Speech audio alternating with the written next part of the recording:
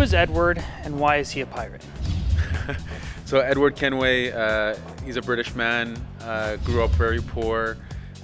So as he grew up, he fantasized about having a lot of money, and he felt that this is the way to gain happiness in life, is to have a lot of fame and fortune, if you will. So as a young man joining the Navy, he went to war for the king. But the life of piracy, the allure of becoming famous and have a lot of money, it attracted him. So he becomes a pirate very quickly. He meets maybe a few of the wrong people, and he gets attracted to this life. And that's where we meet Edward. We meet him as a pirate. And then from here, he stumbles into the Assassins and Templar feud, and the story kicks off from there. One thing we tried to do with Edward, this is Assassin's Creed 4, but we wanted new players to be able to pick up this game and have fun with it, and not have to have known the narrative from previous games.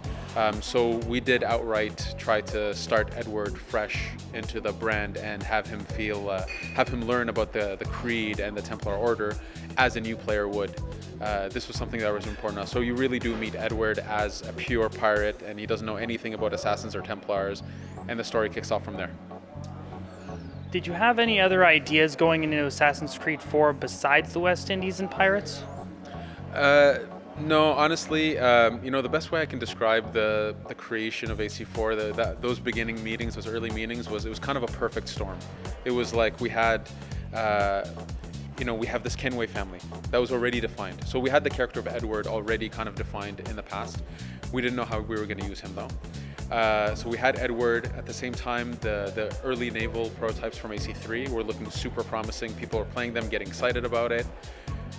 So we had this. AC3 was also pushing navigation in trees. So we had natural environments that the character can navigate in.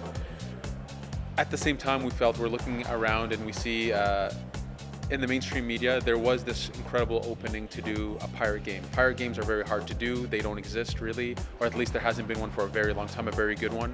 And so we felt there was an opportunity to create the new reference for what a pirate game could be. And on top of that, when we did the research and when we looked at the time period and learned about the people of this time, it was super exciting. It was, Assassin's Creed is always taking us to important moments in history. And in this case, you have these outlaws that decided they wanted to make their own republic, their own democracy. And it was really the first time that this was attempted in the New World. But it failed, and in a really spectacular way. And we wanted to tell the story. So kind of all of this happened all at once, and it was kind of slapping us in the face. It was obvious we were making a pirate game, and it wasn't even a debate, it wasn't a discussion, it was just, we're doing a pirate game, and it's going to be about Edward Kenway, and so we went with it. What kind of authenticity can players look forward to in the weapons? To give you, take a step back and give you a bit of reference, we had a historian named Mike Lodes come in, work with us on the project, and he is, his profession is actually in weapons from the West Indies. So he directly worked with us to tell us how boarding worked, how the value of the flintlock pistol, how cutlass swords were used. There was a lot of effort done on the authenticity of these weapons. So the way Edward fights, the way he uses his guns, the fact that you can upgrade to having 4, this is actually all from discussing with Mike and working with him. The whole boarding system is actually really authentic to how it actually existed, how it actually happened. It's not a simulation, it's not about being realistic, it's about being credible. And this is something that we infuse in the game, is credibility.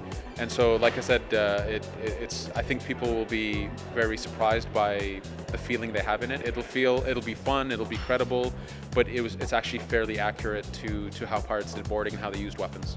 What's changed in the combat system, and what's the same? So in the combat, from a pure controller perspective, people are going to find the same comfort that they found in AC3. So the counter button is the same, the attack button is the same, the tool button is the same. So on a basic accessibility level, it's similar to AC3. Where it changes is the use of the new weapons, the use of pistols, for example, the enemies are different. So the enemies, we've actually pushed the difficulty a bit. We've made them much more aggressive. We have enemies that can kill you in 1 or 2 shots, so you have to be very careful with them. You have to upgrade Edward. That was another thing that we did, was we pushed the progression system of Edward so that you can upgrade the guns, the number of guns, the type of guns. You can upgrade the swords. You can upgrade Edward's health. And all of this helps you in the fight.